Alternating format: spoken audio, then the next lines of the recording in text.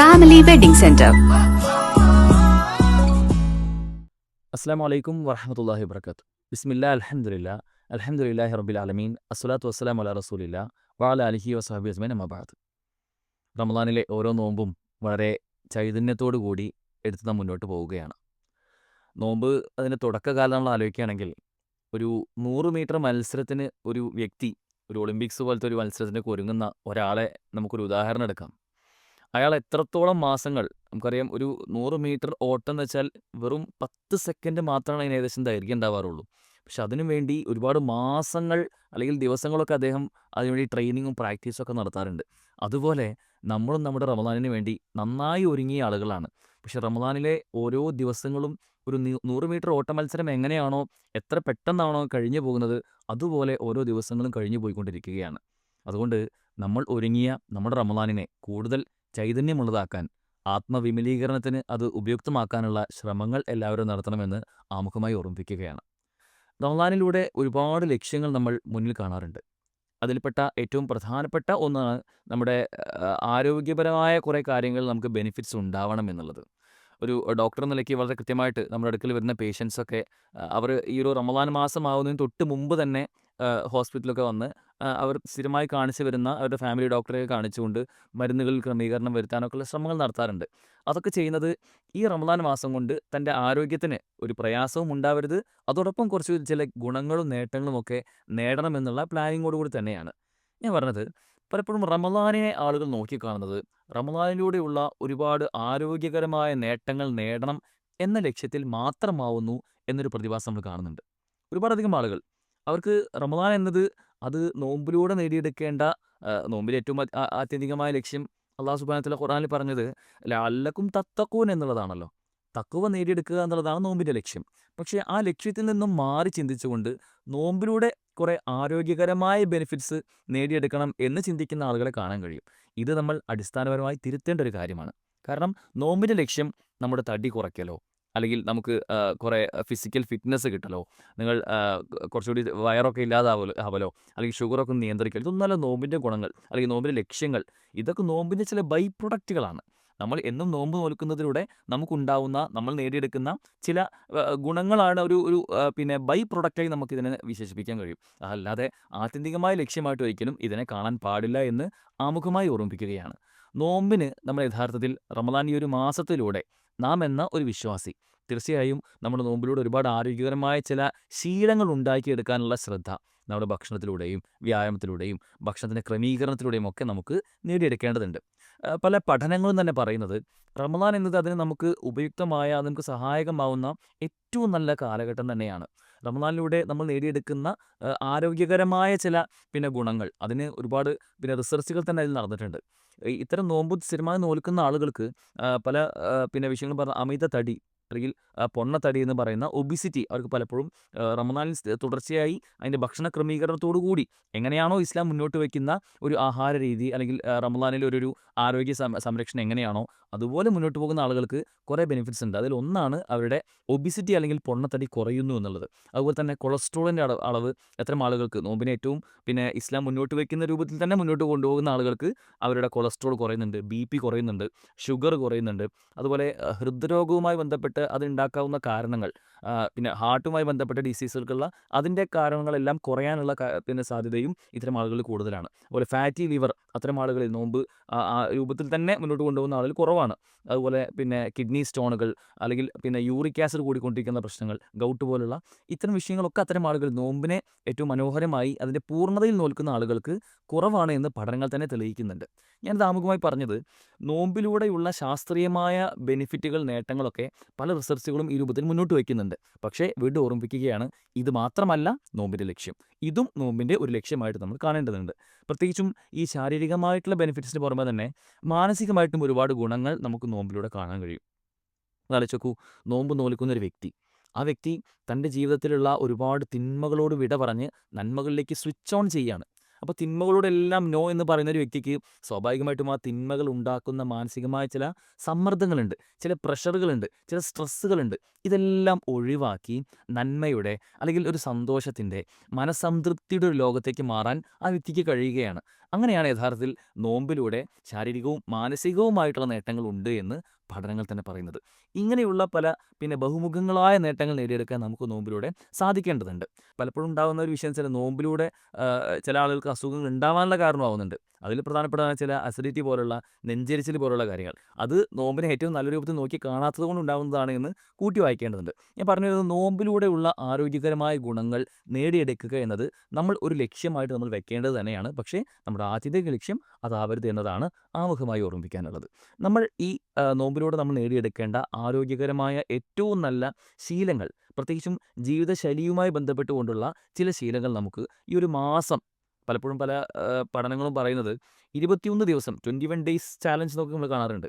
21 ദിവസം നമ്മളൊരു കാര്യം തുടർച്ചയായി ചെയ്യുകയാണെങ്കിൽ അത് നമ്മുടെ ജീവിതത്തിലെ ശീലങ്ങളിലേക്ക് അത് ഉൾച്ചേർക്കപ്പെടും എന്നുള്ളതാണ്. ഇപ്പോൾ ലഹരി ഉപയോഗിക്കുന്ന ആളാണെങ്കിൽ 21 ഡേയ്സ് അദ്ദേഹം അതിൽ നിന്ന് മാറി നിൽക്കുകയാണെങ്കിൽ അദ്ദേഹത്തിന് പതിയെ പതിയെ പതിയെ ജീവിതത്തിൽ അത് പൂർണ്ണമായിട്ടും ഒഴിവാക്കാൻ കഴിയും. അപ്പോൾ അത്രയും 21 ഡേയ്സ് ചാലഞ്ചിന് അപ്പുറം ഇസ്ലാം ഒരു 30 ഡേ ചാലഞ്ചാണ് മുന്നോട്ട് വയ്ക്കുന്നത്, അല്ലെങ്കിൽ ഒരു 29 ഡേ ചാലഞ്ചാണ് മുന്നോട്ട് വയ്ക്കുന്നത്. ഈ 29 ദിവസം അല്ലെങ്കിൽ 30 ദിവസം നമ്മൾ നോമ്പ് നോൽക്കുന്നത് ഏറ്റവും നല്ല രൂപത്തിൽ. ഞാൻ ഈ നല്ലതെന്ന് പറയാൻ കാരണം ഇസ്ലാമികമായിട്ടുള്ള എല്ലാ കൽപ്പനകളും, പ്രവാചകൻ സല്ലല്ലാഹു അലൈഹി വസല്ലമയുടെ കൽപ്പനകളെ പാലിച്ചുകൊണ്ട് തന്നെ മുന്നോട്ട് നമ്മൾ ഈ നോമ്പ് നോൽക്കുകയാണെങ്കിൽ നമുക്കുണ്ടാവുന്ന ഒരുപാടധികം ബെനിഫിറ്റുകളാണ് ഈ പറഞ്ഞു വെച്ചതെല്ലാം. അത് നേടിയെടുക്കാനുള്ള ഒരു ശ്രദ്ധ ഈ സമയത്ത്, പ്രത്യേകിച്ച് നോമ്പ് തന്നെ മുന്നോട്ട് ഇങ്ങനെ പോയിക്കൊണ്ടിരിക്കുമ്പോൾ നമുക്കറിയാം കഴിഞ്ഞ നോമ്പുകൾ എങ്ങനെയായിരുന്നു എന്നുള്ളത്. നമ്മുടെ കഴിഞ്ഞ നോമ്പുകളിൽ പലപ്പോഴും വേണ്ട രൂപത്തിലൊരു ശ്രദ്ധ ഈ ആരോഗ്യത്തിൻ്റെ വിഷയത്തിൽ പാലിക്കാൻ പലർക്കും കഴിയാറില്ല. എല്ലാവരും ഒരു ഒഴുക്കുമട്ടിൽ അങ്ങനെ പോവാറാണ്. ഇത്തരം ചില ഓർമ്മകൾ, ഓർമ്മപ്പെടുത്തലുകളൊക്കെ വരുമ്പോഴാണ് അതൊക്കെ സ്വയം ആലോചിച്ച് നോക്കാറുള്ളത്. അതുകൊണ്ട് നമുക്കും ഇനിയുള്ള ദിവസങ്ങളിലൂടെ നമ്മുടെ നോമ്പിനെ നമ്മുടെ ആരോഗ്യത്തിന് കൂടി ഉപകാരപ്പെടുന്ന രൂപത്തിലുള്ള നോമ്പാക്കി മാറ്റണം. നമ്മൾ മാനസികമായി നമുക്ക് നേടിയെടുക്കേണ്ട തഖ്വ നമ്മൾ ഉറപ്പിക്കുന്നുണ്ട്. അതോടൊപ്പം നോമ്പ് നമുക്ക് ഒരു മാനസികവും ആത്മീയവുമായിട്ടുള്ള ആരോഗ്യകരമായിട്ടുള്ള ഒരു ചൈതന്യം കൂടി ഉണ്ടാക്കാനുള്ള ശ്രമങ്ങളിലേക്കുള്ള ചില സൂചനകൾ മാത്രമാണ് നൽകുന്നത്. ഒന്നാമതായിക്കൂടെ നമ്മൾ ശ്രദ്ധിക്കേണ്ടത്, നോമ്പിലൂടെ നമുക്ക് ഈ ഒരു പ്ലാൻ നമുക്ക് പ്രാവർത്തികമാക്കാൻ, നമ്മുടെ ആരോഗ്യശീലങ്ങളെ, ജീവിതശൈലി രോഗങ്ങളൊക്കെ മാറി നിൽക്കുന്ന നല്ല ആരോഗ്യശീലങ്ങൾ ഉണ്ടാക്കാനുള്ള ഒരു പ്ലാൻ ആക്കാനുള്ള ഒന്നാമത്തെ കാര്യം നല്ല ഭക്ഷണം കഴിക്കുക എന്നുള്ളത് തന്നെയാണ്. അതായത് കഴിക്കുന്ന ഭക്ഷണം നല്ലതാവുക എന്നുള്ളതാണ്. വായിച്ചു നോക്കൂ, കഴിക്കുന്ന ഭക്ഷണം നല്ലതാക്കാൻ നമ്മൾ ചെയ്യേണ്ട കാര്യങ്ങൾ. എപ്പോഴാണ് നമ്മൾ ഭക്ഷണം കഴിക്കുന്നത് നോമ്പിന്? സ്വാഭാവികമായിട്ടും നോമ്പ് തുറക്കുമ്പോൾ ഭക്ഷണം, പിന്നെ അല്ലെങ്കിൽ രാത്രി തറാവീഹ് നമസ്കാരം കഴിഞ്ഞുള്ള ഭക്ഷണം, അല്ലെങ്കിൽ രാവിലത്തെ അത്താഴത്തെ ഭക്ഷണം. ഈ ഒരു 3 നേരമാണ് പലപ്പോഴും പറയാറുള്ളത്. ചില ആളുകൾക്ക് അത് അധികം നേരങ്ങൾ കഴിക്കാറുള്ളത് വേറെ വിഷയം. ഞാൻ പറഞ്ഞ ഈ 3 നേരവും പ്രധാനപ്പെട്ട ഭക്ഷണങ്ങൾ കഴിക്കുന്ന സമയമാണ്. ഈ സമയത്ത് നമ്മൾ ശ്രദ്ധിക്കേണ്ട നമ്മുടെ ഭക്ഷണവുമായി ബന്ധപ്പെട്ട ചില ക്രമീകരണങ്ങൾ മാത്രം സൂചിപ്പിക്കാം. ഒന്ന്, നോമ്പ് തുറക്കുന്ന നമ്മൾ അത്താഴത്തിന് തുടങ്ങാം. അത്താഴം കഴിക്കുന്ന സമയം മുതൽ, അത്താഴത്ത് നമുക്കറിയാം ഏകദേശം 5:30ക്ക് ബാങ്ക് കൊടുക്കുകയാണെങ്കിൽ നമ്മളെല്ലാവരും ഒരു 4-4:45 കൂടി അത്താഴത്തിന് എഴുന്നേൽക്കുന്ന ആളുകളായിരിക്കും. ഒരു 5, 5:10, 5:15 വരെയൊക്കെ നമ്മൾ ഭക്ഷണം ഏകദേശം ആ സമയത്ത് ഇങ്ങനെ പതുക്കെ കഴിക്കും.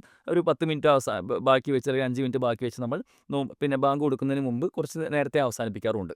ഈ ഒരു ഭക്ഷണത്തിൻ്റെ ക്രമീകരണത്തിൽ അത്താഴത്തിന് എഴുന്നേൽക്കുമ്പോൾ ശ്രദ്ധിക്കേണ്ടത്, അത്താഴത്തിലെ ഭക്ഷണം പ്രോട്ടീൻ റിച്ച് ആവാനുള്ള ശ്രദ്ധ നമുക്ക് ഉണ്ടാവണം. പക്ഷേ ഉണ്ടാവുന്നൊരു യാഥാർത്ഥ്യം എന്താ വെച്ചാൽ, അത്താഴത്തിലെ ഭക്ഷണം നമ്മൾ നേരത്തെ നോമ്പ് തുറക്കുമ്പോഴൊക്കെ ഉള്ളതുപോലെ തന്നെ കാർബോഹൈഡ്രേറ്റ് അധികം, അന്നജം അധികം ഉള്ള ഭക്ഷണം കഴിക്കുന്ന ഒരു പ്രവണതയും കാണാറുണ്ട്.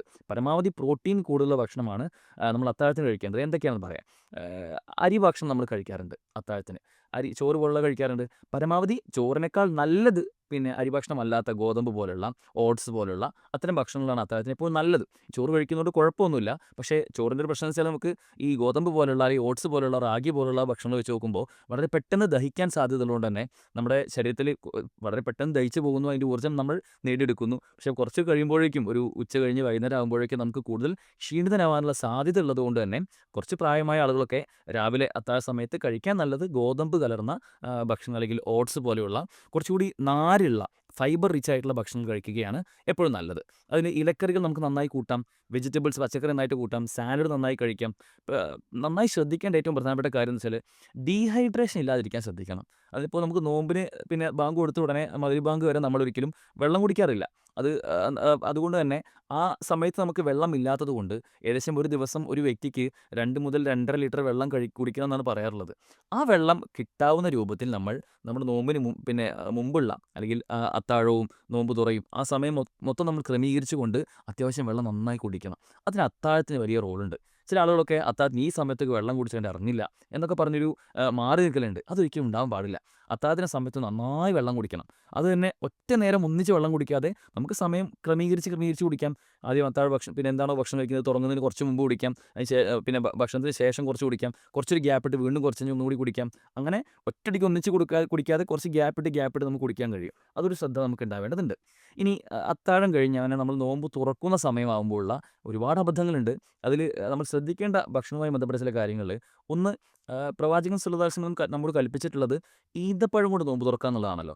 അതിൽ പഴുത്ത ഈന്തപ്പഴം ഉണ്ടെങ്കിൽ അതിനാണ് പ്രാധാന്യം കൊടുക്കേണ്ടത്. അതില്ലെങ്കിൽ ഉണങ്ങിയ ഈന്തപ്പഴമാണെങ്കിൽ അതിന് പ്രാധാന്യം കൊടുക്കാം.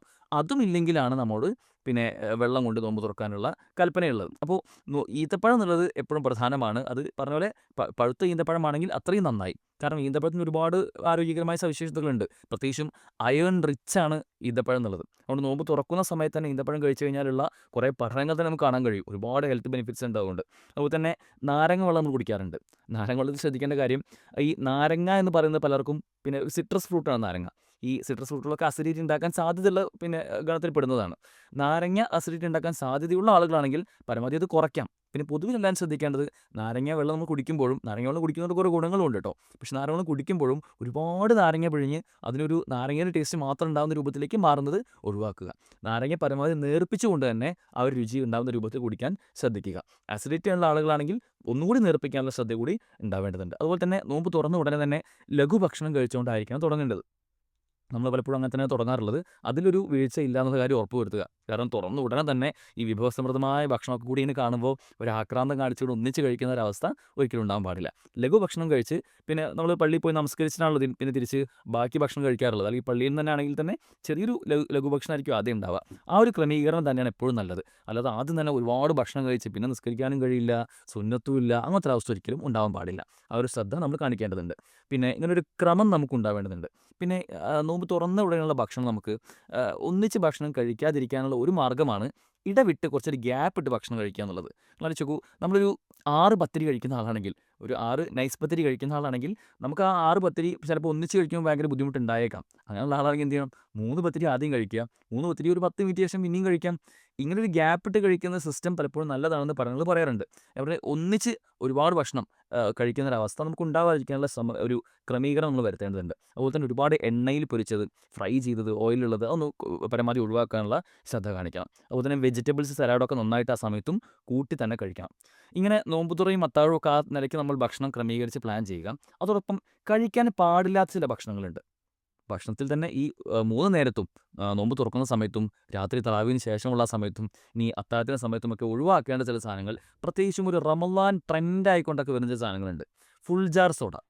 കഴിഞ്ഞ കുറച്ച് സമയമായിട്ട് അത് ട്രെൻഡിങ് ആയിരുന്നു. ഫുൾ ജാർ സോഡ കഴിക്കാൻ വേണ്ടി കുട്ടികളൊക്കെ ഒന്നിച്ച് ബൈക്കൊക്കെ എടുത്ത് അങ്ങനെ പോകും. എവിടെയാണോ അത് കിട്ടുക ആ സ്ഥലത്തേക്ക് പോയി ആ സാധനം വാങ്ങാനും കുടിക്കാനും ഒക്കെ ഉള്ള, എന്നിട്ട് അതിങ്ങനെ റീലൊക്കെ ഉണ്ടാക്കി ഷോർട്സ് ഉണ്ടാക്കി സോഷ്യൽ മീഡിയയിൽ പോസ്റ്റ് ചെയ്ത് പിന്നെ മറ്റുള്ളവർക്ക് ഷെയർ ചെയ്ത് അതിൻ്റെ റീച്ചൊക്കെ നോക്കി ഇങ്ങനൊരു സംസ്കാരം, ഒരു ട്രെൻഡ് പൊതുവേ കാണാറുണ്ട്. അതൊരിക്കലും നമുക്ക് ചേർന്നതല്ല എന്നും തിരിച്ചറിയേണ്ടതുണ്ട്. അതുപോലെ തന്നെ ഉപ്പിലിട്ടതൊക്കെ ഭയങ്കരമായിട്ട് ഇപ്പോൾ റോഡ് സൈഡിലൊക്കെ കാണാൻ കഴിയും. രാത്രി തറാവീഹ് കഴിഞ്ഞ് വരുമ്പോൾ ഉപ്പിലിട്ട നാരങ്ങ, പിന്നെ മാങ്ങ, ഉപ്പിലിട്ട പിന്നെ പൈനാപ്പിൾ, അതുപോലെ തന്നെ നല്ല മുളകിട്ടത്, ഇങ്ങനെ ഭയങ്കരമായ രണ്ടിനും എക്സ്ട്രീം ഉണ്ടാവുക. ഭയങ്കര ഉപ്പ്, ഭയങ്കര മുളക്, ഭയങ്കര കയ്പ്പ്, ഈ രൂപത്തിലുള്ള സാധനങ്ങൾ റോഡ് സൈഡിൽ തന്നെ വിൽക്കുന്നത് കാണാൻ കഴിയും. അതിൻ്റെയൊക്കെ വൃത്തി എന്നുള്ളത് വേറെ വിഷയമാണ്. ഇത്തരം സാധനങ്ങൾ ഒരിക്കലും നമുക്ക് നമ്മുടെ പിന്നെ വയറിന് നോമ്പ് കാലത്ത് ഒരിക്കലും നല്ലതല്ല എന്ന കാര്യം തിരിച്ചറിയേണ്ടതുണ്ട്. അതുപോലെ തന്നെ പിന്നെ മൊത്തത്തിൽ നമ്മുടെ ഭക്ഷണ രീതിയിൽ ഭയങ്കരമായ എരിവ്, ഭയങ്കര മധുരം, ഭയങ്കര ഉപ്പ് അതൊരിക്കലും ഇല്ല എന്നുള്ള കാര്യം ഉറപ്പുവരുത്തുക. പിന്നെ പാടില്ലാത്ത 1-2 കാര്യങ്ങൾ, പലപ്പോഴും ഈ നോമ്പ് കാലമായതുകൊണ്ട് തന്നെ പിന്നെ ഉണ്ടാക്കിയ ഭക്ഷണം ബാക്കിയാവുന്നൊരവസ്ഥ കാണാറുണ്ട്. അപ്പോൾ എന്ന് വെച്ചാൽ തലേന്നത്തെ ഭക്ഷണം അതിൻ്റെ പിറ്റേന്നത്തെ ഭക്ഷണമൊക്കെ ആയിട്ട് ഇങ്ങനെ എടുത്ത് വെച്ച് ഫ്രിഡ്ജിൽ വെച്ച് ഇങ്ങനെ നമുക്ക് ഫ്രിഡ്ജിൽ വെച്ച് ഉപയോഗിക്കാൻ പറ്റുന്നത് ഉപയോഗിക്കാം. പക്ഷേ അതിലപ്പുറം ഒരുപാട് ഇങ്ങനെ ഫ്രിഡ്ജിൽ വെച്ച് തലേന്നത്തെയും അതിൻ്റെ പിറ്റേന്നത്തെയൊക്കെ എടുത്ത് ഇങ്ങനെ വെക്കുന്ന ഒരു അവസ്ഥ കാണാറുണ്ട്. അതും ഒഴിവാക്കേണ്ടതാണ്. അതുപോലെ തന്നെ കരിഞ്ഞ ഭക്ഷണങ്ങൾ, അത് എന്തെങ്കിലും ഇപ്പോൾ എണ്ണയിൽ പൊരിച്ച കടി ഉണ്ടെങ്കിൽ അത് പൂർണ്ണമായിട്ട് ഒഴിവാക്കണം എന്നല്ല പറയുന്നത്. അതിനെ കരിഞ്ഞതൊക്കെ പൂർണ്ണമായിട്ട് നമ്മൾ മാറ്റി നിർത്തുക. കരിഞ്ഞതൊക്കെ മറ്റു പല പ്രശ്നങ്ങൾക്കും കാരണമാവുന്നുണ്ട്. പിന്നെ ശ്രദ്ധിക്കേണ്ട ഭക്ഷണത്തിൻ്റെ വിഷയത്തിൽ ഒരു ധൂർത്ത് നമുക്കില്ല എന്നുള്ള കാര്യം നമ്മൾ ഉറപ്പിക്കണം. ഭക്ഷണം എന്നുള്ളത് നമുക്ക് നമ്മുടെ വയറിനെ സാറ്റിസ്ഫൈ ചെയ്യാനുള്ള നമ്മുടെ ആരോഗ്യത്തിനും റമളാൻ കാലത്തെ നമ്മുടെ ഭക്ഷണം എന്നുള്ളത് നമ്മുടെ ഇബാദത്തുകൾക്ക് നമുക്ക് വേണ്ട ഇന്ധനം നേടിയെടുക്കാനുള്ള ഭക്ഷണം നമുക്ക് വേണ്ടത് അല്ലേ. പക്ഷേ മറിച്ച് എന്താ വെച്ചാൽ നമുക്ക് അടുത്തൊരു 11 മാസത്തേക്കാളുടെ ഭക്ഷണം ഒന്നിച്ച് കഴിക്കുന്ന അവസ്ഥയാണ് പലപ്പോഴും റമളാനിൽ കാണാറുള്ളത്. അതൊരിക്കലും ഉണ്ടാകാൻ പാടില്ല. റമളാൻ നമുക്ക് ആരാധനകൾ ചെയ്യാനുള്ള ആവശ്യമായ ഭക്ഷണം നമ്മൾ കഴിക്കാൻ പാടുള്ളൂ. അതിലും ഈ ഇഫ്താർ വിരുന്നുകളൊക്കെ ഭയങ്കരമായ ധൂർത്താണ്. എത്രയോ ഭക്ഷണം ബാക്കിയാക്കി പോകുന്ന കളയുന്ന അവസ്ഥ പലപ്പോഴും കാണാൻ കഴിയും. അതും ഒരിക്കലും ഉണ്ടാവാൻ പാടില്ല. മറ്റൊരു കാര്യം ശ്രദ്ധിക്കാനുള്ളത്, ഈ രോഗികളായ ആളുകളുണ്ടാവും. ഇപ്പോൾ ഷുഗറുള്ള രോഗികളുണ്ടാവും, പിന്നെ കൊളസ്ട്രോൾ ആളുകളുണ്ടാവും, സ്ഥിരമായി മരുന്ന് കഴിക്കുന്ന അത്തരം രോഗങ്ങളുള്ള ആളുകളൊക്കെ ഉണ്ടാവും. അവരൊക്കെ നോമ്പ് തുറന്നതിന് മുമ്പ് തന്നെ നമ്മൾ ഡോക്ടറെ പോയി കാണിച്ചിട്ടുണ്ടാവും, നമ്മുടെ മരുന്നിന് ക്രമീകരണം വരുത്തിയിട്ടുണ്ടാവും എന്ന് പ്രതീക്ഷിക്കുകയാണ്.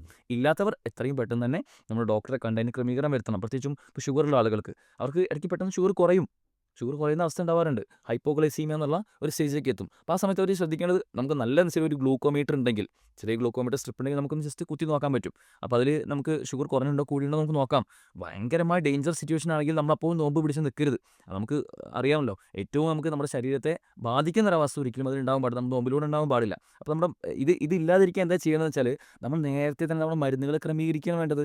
എത്ര ഷുഗർ നമുക്ക് സാധാരണ ഉണ്ട് നമുക്കറിയാം. അപ്പോൾ നമ്മളെ സ്ഥിരം കാണിക്കുന്ന ഡോക്ടറെ കാണിച്ചുകൊണ്ട് ഇൻസുലിൻ്റെ അളവ് എത്രയാണ് വേണ്ടത്, അത് ഏതൊക്കെ നേരത്തെ എത്രയ്ക്ക് വേണമെന്നുള്ള കാര്യം നേരത്തെ പ്ലാൻ ചെയ്തുകൊണ്ട് നമുക്ക് ചെയ്യാം. ഇനി വേറെ ശ്രദ്ധിക്കേണ്ട കുറച്ച് കാര്യങ്ങൾ ഓടിച്ച് പറയാം. ഒന്ന് വെള്ളത്തിൻ്റെ കാര്യമാണ്. വെള്ളം നന്നായി കുടിക്കണം. 2-2.5 ലിറ്റർ നമ്മൾ കുടിക്കണമെങ്കിൽ ഓരോ നേരവും ഓരോ തവണയും എത്ര ഗ്ലാസ് കുടിക്കാൻ നമുക്കറിയാമല്ലോ. അത്രയും തവണ വെള്ളം നല്ല എന്താ വെച്ചാൽ വെള്ളം ഇടയ്ക്കിടയ്ക്ക് ഒരു 1 മണിക്കൂർ കൂടുമ്പോൾ 2 മണിക്കൂർ കൂടുമ്പോഴൊക്കെ നന്നായി വെള്ളം കുടിക്കുന്ന അവസ്ഥയാണ്. അത് കുറേ ഗുണങ്ങളുണ്ട്. ഇനി അല്ല, വെള്ളം കുടിക്കാതായി കഴിഞ്ഞാൽ കുറേ പ്രശ്നങ്ങൾ വരാനുണ്ട്. കിഡ്നി സ്റ്റോൺ വരും. അതുപോലെ തന്നെ മൂത്ര സംബന്ധമായ രോഗങ്ങൾ വരും. മൂത്ര കടച്ചിൽ വരാൻ സാധ്യതയുണ്ട്. അതുപോലെ മലബന്ധം വരാൻ സാധ്യതയുണ്ട് വെള്ളം നന്നായി കുടിച്ചില്ലെങ്കിൽ. അപ്പോൾ അതൊരു പ്രശ്നം ഇല്ലാതിരിക്കാൻ നന്നായി വെള്ളം കുടിക്കാനുള്ള ഒരു ശ്രദ്ധ നമ്മൾ കാണണം. അതുപോലെ നേരത്തെ പറഞ്ഞ പോലെ തന്നെ ഉപ്പ് നന്നായി കൂടുന്ന, മധുരവും നന്നായി കൂടുന്നൊരവസ്ഥയുണ്ട്. അതൊക്കെ പരമാവധി കുറയ്ക്കാനുള്ള സമയമാണ് ശരിക്കും നമ്മുടെ നോമ്പ്. മറ്റൊരു കാര്യം, ആരോഗ്യത്തെ ബാധിക്കുന്നത് അമിതമായ ഉറക്കമാണ്. അതും ഒരിക്കലും നോമ്പിന് ഉറങ്ങും, നമുക്ക് സ്വാഭാവികമായിട്ട് ക്ഷീണം ഉണ്ടാവും. ആ സമയത്ത് ഉറങ്ങാം, പ്രശ്നമില്ല. പക്ഷെ നോമ്പ് എന്ന് വെച്ചാൽ ഉറക്കത്തിൻ്റെ കാലമായി ഫുൾ ടൈം റെസ്റ്റ്. ആ സമയത്ത് നമ്മുടെ വിവാദങ്ങളെ പോലും ബാധിക്കുന്ന രൂപത്തിലേക്ക് മാറുന്ന അവസ്ഥ ഉണ്ടാവാൻ പാടില്ല. അതുപോലെ തന്നെ പല്ല് തേക്കണം, കുളിക്കണം. ഇതൊന്നൊരു പ്രശ്നം നമുക്കില്ല. നോമ്പ് തുറക്കുമ്പോൾ പല്ല് തേച്ചൂടെ? ഒരു പ്രശ്നമില്ല. കുളിച്ചൂടെ? ഒരു പ്രശ്നമില്ല. പക്ഷേ ഇതൊക്കെ ഒരു മടി പിടിച്ച് ചടഞ്ഞുകൂടി സ്വന്തം ബെഡിലും റൂമിലും ഇങ്ങനെ ചടഞ്ഞു കൂടുന്ന അവസ്ഥ നമുക്ക് ഉണ്ടാവാൻ പാടില്ല. പല്ല് നമ്മൾ തേക്കണം. ഓരോ വക്ത് നമസ്കാരത്തിന് നമുക്ക് മുമ്പ് പല്ല് തേക്കാം. പ്രവാചകൻ സ്വല്ലല്ലാഹു അലൈഹി വസല്ലം സുന്നത്താണത്. ആ നിലയ്ക്ക് മിസ്വാക്കിന് ഒരു പ്രാധാന്യം നമ്മൾ കൊടുക്കേണ്ടതുണ്ട്. ഇങ്ങനെ വൃത്തിയുള്ളൊരു സമീപനവും നമ്മൾ സ്വീകരിക്കേണ്ടതുണ്ട്. മറ്റൊരു കാര്യം പറയാനുള്ളത് നമ്മുടെ മാനസികമായ ആരോഗ്യമാണ്. എന്ന് നോമ്പിലൂടെ നമ്മൾ ഒരുപാട് പോസിറ്റീവായ ഗുണങ്ങൾ നേടിയെടുക്കുന്നുണ്ട്. നമ്മുടെ ദേഷ്യത്തെ നമ്മൾ പൂർണ്ണമായിട്ടും ഇല്ലാതാക്കുന്നുണ്ട്. നമ്മുടെ മനസ്സിലെ പകയാവട്ടെ, വിദ്വേഷമാവട്ടെ, ആരോടെങ്കിലുമുള്ള ഒരു എതിർപ്പോ ഒരു എതിരഭിപ്രായങ്ങളൊക്കെ ഉള്ള ആളുകളോടുള്ള സമീപനങ്ങളാവട്ടെ, ഇതൊക്കെ നമ്മൾ നോമ്പിന് മാറ്റി വയ്ക്കുകയാണ്. നോമ്പിൽ നമ്മൾ വേറൊരാളായി മാറി വളരെ പോസിറ്റീവായി എല്ലാവരും നോക്കി കാണുന്ന സാഹചര്യം നമുക്കുണ്ട്. പക്ഷേ ഈ അത് നോമ്പിലൂടെ മാത്രം നിൽക്കേണ്ട ഒന്നല്ല എന്ന കാര്യം നമ്മൾ തിരിച്ചറിയണം. തുടർച്ചയായിട്ട് ബാക്കിയുള്ള എല്ലാ മാസവും നമുക്ക് ഈ ഒരു ബന്ധം തന്നെ ഉണ്ടാവണം. ഞാൻ പറഞ്ഞു, നോമ്പിലൂടെ നമുക്ക് മാനസികമായി നേടിയെടുക്കുന്ന ഈ ഒരു നല്ല ബന്ധങ്ങൾ, അല്ലെങ്കിൽ എതിർപ്പുകളും എതിരഭിപ്രായങ്ങളും ദേഷ്യവും വിദ്വേഷവും ഒന്നുമില്ലാത്ത വളരെ പോസിറ്റീവായൊരു മനോഭാവവും ആറ്റിറ്റ്യൂഡുമുള്ള ചില സമയങ്ങളാണ് നമ്മുടെ നോമ്പ് എന്നുള്ളത്. അതുകൊണ്ട് ആ സമയങ്ങളെ നമുക്ക് മാനസികമായും ഭയങ്കര റിലാക്സേഷൻ കിട്ടുന്ന ഒരു സമയമായി നോക്കി കാണുക. അതോടൊപ്പം ഒരു കാര്യം സൂചിപ്പിക്കാനുള്ളത് ലഹരിയുമായി ബന്ധപ്പെട്ടാണ്. ഇപ്പോൾ നോമ്പിൻ്റെ സമയത്ത് റമദാൻ മാസത്തിൽ ആരും ലഹരി ഉപയോഗിക്കാറില്ല. നോമ്പ് നോൽക്കുന്ന സമയത്ത് എന്തായാലും സിഗരറ്റിനൊക്കെ അഡിക്റ്റായ ആളുകളുണ്ടാവും. അവർ റമദാനിൽ ഒരിക്കലും സിഗരറ്റ് ഉപയോഗിക്കാറില്ല. അപ്പോൾ അതുകൊണ്ട് തന്നെ റമദാനിൽ ഈ നോമ്പ് സമയത്ത് സിഗരറ്റ് ഉപയോഗിക്കാത്ത ആളുകൾക്ക് നോമ്പ് കഴിഞ്ഞാലും അത് തുടരാനുള്ള ഒരു പ്രേരണയായിക്കൊണ്ട് മാറണം. കാരണം ലഹരി ഉണ്ടാക്കുന്ന പ്രശ്നങ്ങൾ ഞാൻ പറയേണ്ടതില്ല, നിങ്ങൾക്കറിയാം. അത്രത്തോളം ശാരീരികമായിട്ടുള്ള പ്രശ്നങ്ങളും പ്രത്യാഘാതങ്ങളും ലഹരി ഉണ്ടാക്കുന്നുണ്ട്. അതിലൊരിക്കലും നമ്മൾ ഇല്ലാതിരിക്കാൻ ഈ റമദാനിലൂടെ നേടിയെടുക്കുന്ന അത്തരം പ്ലാനുകൾ നമ്മൾ കൃത്യമായിട്ട് തന്നെ കൊണ്ടുപോകേണ്ടതുണ്ട്. ഇത്തരത്തിൽ നമുക്ക് നല്ലൊരു പ്ലാൻ ഉണ്ടെങ്കിൽ, നമ്മുടെ റമദാൻ മാസത്തെ ഒന്ന് പോസിറ്റീവായി നോക്കിക്കാണാനുള്ള നല്ല പ്ലാനോടുകൂടി പോവുകയാണെങ്കിൽ നമുക്ക് വലിയ രൂപത്തിലുള്ള ആരോഗ്യകരമായ ബെനിഫിറ്റുകൾ നമുക്ക് നേടിയെടുക്കാൻ കഴിയും. ഇതിൽ ശ്രദ്ധിക്കേണ്ട കാര്യം, നമ്മൾ റമദാനിൽ മാത്രമല്ല ഈ പ്ലാൻ ഉണ്ടാക്കുന്നത്.